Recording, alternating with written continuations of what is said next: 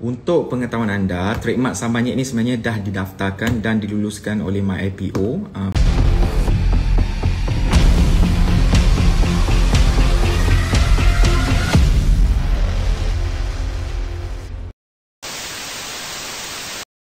Baru-baru ini, tular di media sosial berkenaan isu sambal nyet diciplak sehingga menjadi perhatian ramai terutamanya peminat setia pempengaruh dan usahawan terkenal, Khairul Aming.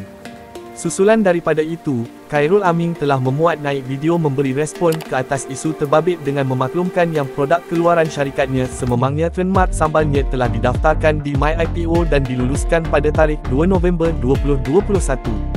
Disebabkan itu, dia sebagai pemilik sah memaklumkan yang pihaknya telah mengenal pasti penjual terbabit dan peguamnya sudah menghantar Letter of Demand, LOD, untuk pencabulan hak harta intelek dan penghapusan. Tambah usahawan itu lagi, pihaknya juga menyenaraikan 8 tuntutan dan jika mereka gagal penuhi kesemuanya, kes akan dibawa ke peringkat seterusnya. Di akhir perkongsian tersebut, Khairul Aming menyatakan yang dirinya sangat menyokong para peniaga kecil namun hendaklah secara berhemah dan tidak menganiaya orang lain. Terdahulu, beberapa gambar produk yang hampir mirip dengan sambal nyet telah tular di media sosial dan dijual meluas di atas talian. Ramai yang mengakui tertipu dengan produk tersebut memandangkan packaging dan cara mempromosikannya menyamai sambal nyet berapi keluaran Khairul Aming.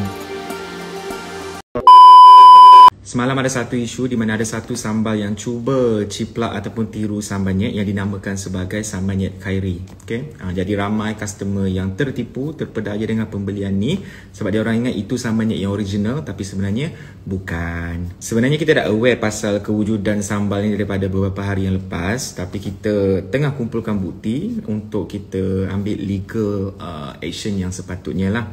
So ini sambal nyet Khairi yang kita dah beli, kita beli untuk jadikan bukti and untuk kita trace siapakah seller tersebut. Jadi kalau korang boleh nampak, ini sambal nyet Khairi, ini sambal nyet berapi yang kita punya, sangatlah identical. Dekat depan pun sama, dekat penceritaan sebelah tepi sama, bahagian ingredients pun sama, postcard dekat depan pun sama, penulisan customer service dekat belakang postcard pun sama juga. Jadi kita pun telah kenal pasti siapakah seller tersebut dan hari ni peguam kita dah pun hantar letter of demand di atas infringement of intellectual property rights dan juga passing off.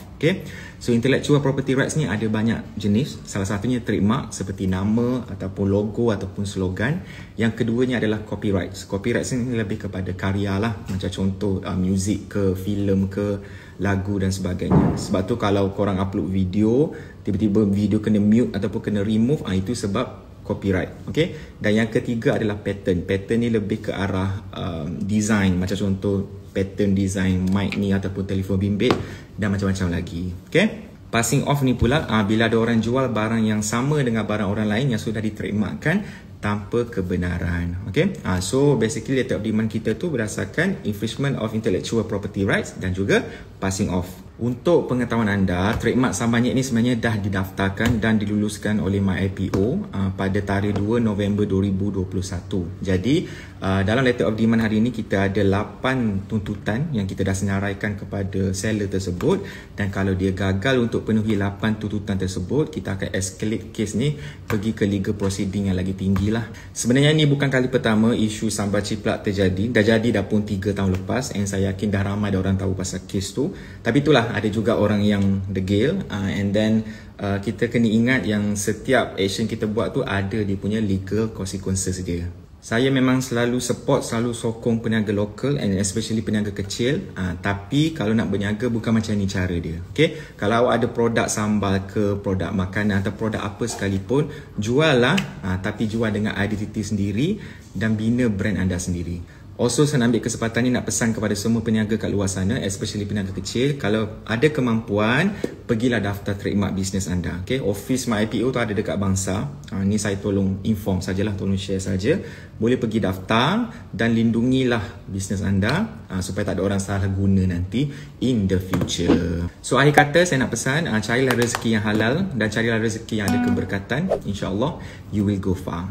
So thank you semua kepada yang support sambal nyet daripada 3 tahun yang lepas.